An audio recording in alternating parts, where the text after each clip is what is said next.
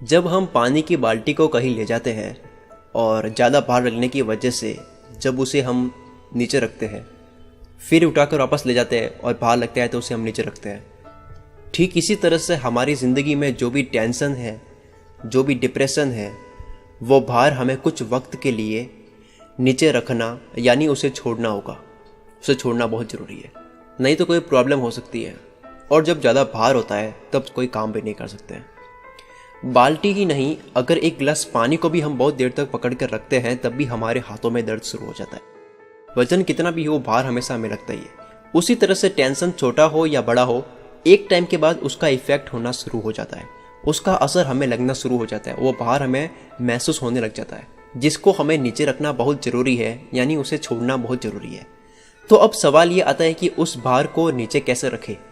दोस्तों, मेडिटेशन के बारे में मैंने पिछली वीडियोस में भी बताया है, जिससे आप अपना ध्यान को एक तरफ लगा सकते हैं और स्ट्रेस से दूर हो सकते हैं। अब मैं आपको कुछ अलग बताने वाला हूँ, लेकिन मैं जो बता रहा हूँ उससे आपका मूड अच्छा हो जाएगा और रिलैक्स फील होगा। उसके बाद में फिर आपको उस प्रॉब्लम को फेस करना होगा। आप प्रॉब्लम से भाग नहीं सकते, प्रॉब्लम को तो फेस करना ही होगा, लेकिन मैं आपको स्ट्रेस कम करना बता रहा हूँ, जिसके बाद में अच्छे मूड में उस प्रॉब्लम को सॉल्व कर सकते हैं। कितनी भी बड़ी या छोटी प्रॉब्लम हो, उसको फेस करने से ही सॉल्व कर सकते हैं। उससे कुछ वक्त के लिए भाग कर उसे सॉल्व नहीं कर सकते। अगर आपको बारिश की आवाज़ पसंद है, आई होप आप में से सभी को पसंद होगी, तो आप उसे हेडफोन लगाकर सुने। यूट्यूब पर सर्च करें रेन साउंड। इसके लिए एक वेबसाइट भी है rainimood.com, जहां पर आप बारिश की आवाज़ सुन सकते हैं, जिससे आपका ध्यान उस तरफ लगा रहेगा।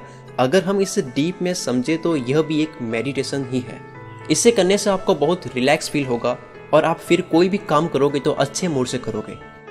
बारिश की आवाज़ के अलावा आप कोई भी आवाज़ सुन सकते हैं, जैसे कि पक्षी की आवाज़, कोई अच्छा इंस्ट्रूमेंटल।